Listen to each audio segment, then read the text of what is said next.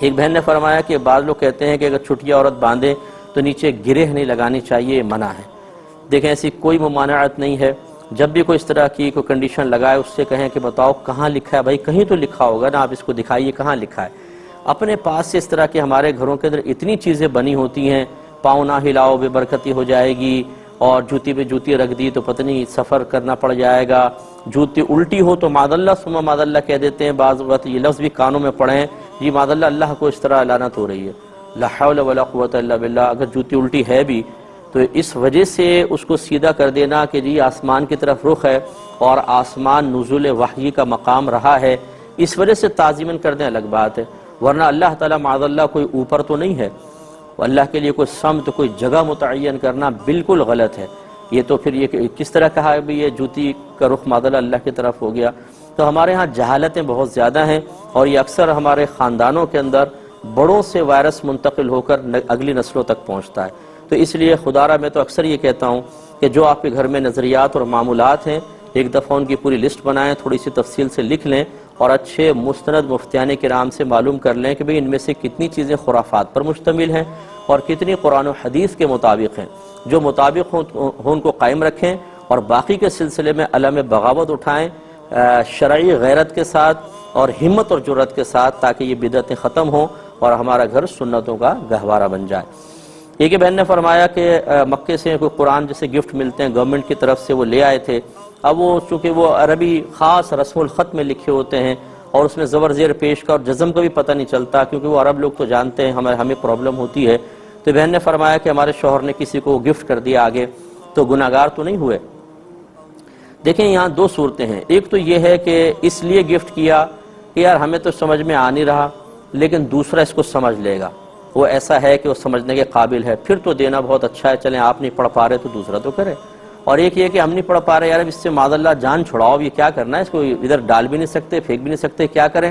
Gift دے دیتے ہیں، دوسرا بھی اسی پرابلم کا شکار ہوگا، پھر وہ جو چاہے کر لے۔ یہ غیر مناسب حرکت ہے کہ جی آپ خود نہیں پڑھ پا رہے تو آپ نے کہا کسی کو دے دیں، تاکہ پھر اس قرآن کو ٹھنڈا کرنا یا اس کی حفاظت کرنا اس کے ذمہ پڑ جائے، ہم اس سے بچ جائیں۔ یہ ارادہ اور نیت مناسب نہیں ہے، اگرچہ میں گناہ نہیں کہہ رہا ہوں لیکن مناسب نہیں ہے۔ تو بہتر یہ ہے کہ اگر خود نہیں پڑھ پا رہے اور دوسرا کو ایسا نہیں مل رہا جس کے بارے میں آپ کو یقین ہے کہ یہ پڑھ پائے گا، تو اس کو پھر ایسی جگہ پہنچا دیں جہاں پر یہ قرآن وغیرہ جو ہیں وہ ٹھنڈے کرتے ہیں، تاکہ وہ کسی ایسے مقام پہ پہنچ جائے کہ بے حرمتی بھی نہ ہو، اور پڑھ تو ویسے ہی نہیں پا رہے ہیں، ویسے دیں نہیں کسی کو، کیونکہ وہ ہو سکتا ہے آپ کے اندر تو خوف خدا بعض اوقات لوگوں میں نہیں ہوتا، وہ کہیں غلط جگہ نہ اس کو پھینک دیں، یہ مناسب نہیں ہوگا۔ یہ بہن نے فرمایا اگر کوئی میوزک نہیں سنتا ہے یا سنتا تھا توبہ اس نے کر لی ہے، لیکن اب ایسا ہوتا ہے خبریں سن رہے ہیں اس سے پہلے میوزک، پروگرام آ رہے ہیں اس سے پہلے میوزک چل رہا ہے، تو کیا حکم شرع ہوگا؟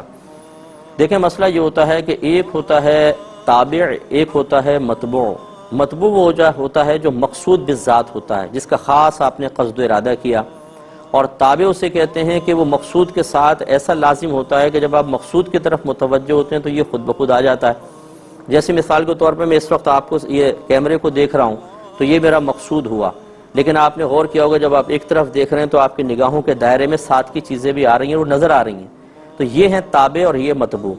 اسی طرح گھڑی جو ہے اس میں ٹائم اصل ہمارا مقصود ہوتا ہے، لیکن یہ پٹا، اس کا ڈائل وغیرہ یہ غیر مقصود ہوتے ہیں، یہ تابع ہوں گے، متبوع اصل میں ٹائم ہے۔ اسی طریقے سے اب اس کا جواب ہے کہ جب آپ کوئی صحیح چیز دیکھنا چاہ رہے ہیں جو اصلاً ناجائز نہیں ہے، لیکن اس کے ساتھ ضمناً کچھ چیزیں ایسی شامل ہو جائیں گی جس کا آپ کا بالکل قصد و ارادہ نہیں ہے، اصل ارادہ آپ کا فوکس اس چیز کی طرف ہے، تو پھر وہ چونکہ مقصود ہے، حکم مقصود پر ہوتا ہے، تابع پر نہیں ہوتا۔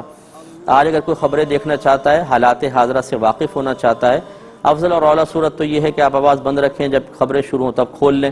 لیکن اگر پہلے بھی کھلی ہوئی ہیں تو چونکہ میوزک سننا تو آپ کا قصد و ارادہ ہی نہیں تھا، آپ کا ارادہ تھا خبریں سننے کا، تو یہ جو ضمناً کان میں آواز پڑی، اگر آپ اس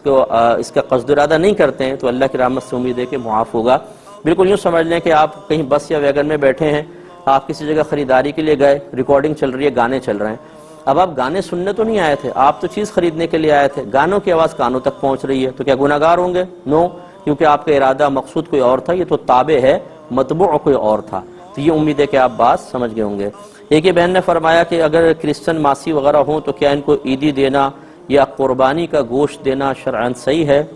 جی ہاں بالکل، عیدی جو ہے یہ نفلی صدقہ ہوتا ہے، کیونکہ ہم گفٹ کرتے ہیں اس کو، اگر آپ